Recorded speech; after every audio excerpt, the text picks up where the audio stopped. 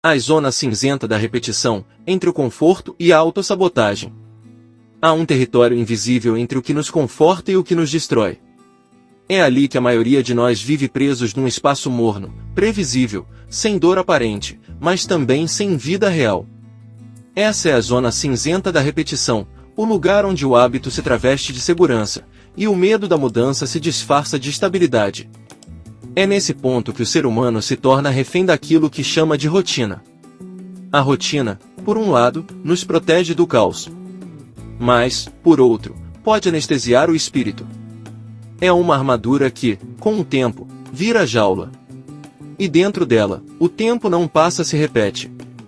Bauman dizia que o mal-estar contemporâneo não vem da falta de liberdade, mas do excesso de possibilidades. Vivemos em um mundo onde tudo pode ser reinventado: o corpo, a carreira, a fé, o amor.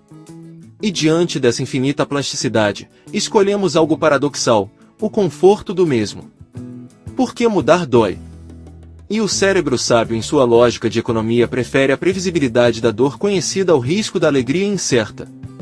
Mas o preço disso é alto. Quando vivemos dentro dessa zona cinzenta, começamos a perder a nitidez da existência.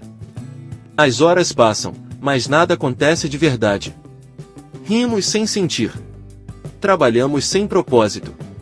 Amamos sem presença. É uma vida de gestos automáticos, uma repetição tão sutil que confunde sobrevivência com plenitude. A autossabotagem nasce aqui, no ponto exato em que o hábito protege e, ao mesmo tempo, destrói. Não é um ato consciente, é uma anestesia existencial. O indivíduo se torna cúmplice da própria estagnação, acreditando que está em paz, quando, na verdade, está apenas evitando o confronto com a própria potência. Nietzsche chamava isso de espírito de rebanho, a tendência humana de se abrigar no conforto do coletivo, de seguir o fluxo, de não se diferenciar. Mas essa acomodação, disfarçada de normalidade, é o oposto da vida autêntica. Porque viver, em sua essência, é movimento. E onde não há movimento, há entorpecimento. O ser humano, quando se afasta da dor, também se afasta da intensidade. A mesma força que nos protege do sofrimento é a que nos impede de sentir plenamente. É como se, ao construir defesas contra o caos, também erguêssemos muros contra a alegria. E, aos poucos, o silêncio da apatia começa a parecer suportável até que um dia se torna insuportável. A psicologia chama esse estado de homeostase psíquica, uma falsa estabilidade que disfarça o medo do novo. O sujeito não está bem, mas também não está mal o suficiente para reagir. É o limbo entre o desespero e o despertar. E o problema é que essa neutralidade é viciante. O cérebro se acostuma à monotonia emocional, como quem se acostuma ao ar rarefeito de uma montanha. Falta oxigênio, mas o corpo se adapta. Dostoiévski, em Memórias do Subsolo, descreveu o homem moderno como alguém que age contra si mesmo, mesmo sabendo que seria melhor. Ele não faz o que deve, faz o que confirma sua própria ruína. E talvez esse seja o retrato mais honesto da autossabotagem, um amor disfarçado pela própria prisão. Porque, no fundo, há uma estranha satisfação em repetir a dor que conhecemos. Ela nos faz sentir no controle, ainda que o controle seja da própria queda. A repetição é uma forma de consolo. Ela nos dá a ilusão de permanência num mundo que muda o tempo todo. Mas esse consolo cobra um preço, a perda de vitalidade. Quem vive repetindo ontem não tem energia para criar o amanhã. E quem vive evitando o risco perde o contato com a própria grandeza. Por isso, romper com a repetição é um ato de coragem, ao mesmo tempo, de humildade. Coragem para enfrentar o vazio que ela escondia.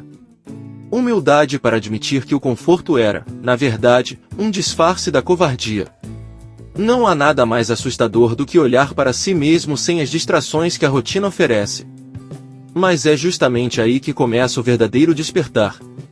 É quando o silêncio volta a incomodar. Quando o tédio deixa de ser um abrigo e passa a ser um grito. É o momento em que a alma, cansada de sobreviver, pede para viver mesmo que isso custe o colapso da velha estrutura. Romper a repetição não é buscar uma vida perfeita. É aceitar a imperfeição do fluxo. É aprender a suportar o desconforto de estar vivo, sem recorrer ao entorpecimento das velhas respostas. Porque só quando a mente cansa de se enganar, o espírito encontra espaço para respirar. talvez não haja nada mais humano do que repetir. Mas também não há nada mais divino do que, em meio à repetição, escolher conscientemente interromper o ciclo. Mesmo que doa. Mesmo que pareça perda. Porque, às vezes, o primeiro passo para mudar é cansar-se da própria repetição. Se você gostou desse vídeo, não se esqueça de se inscrever no canal, de curtir, comentar e compartilhar com quem precisa dessa mensagem de esperança. Juntos, podemos inspirar uns aos outros a nunca desistir e a sempre acreditar em dias melhores. Obrigado e até o próximo vídeo!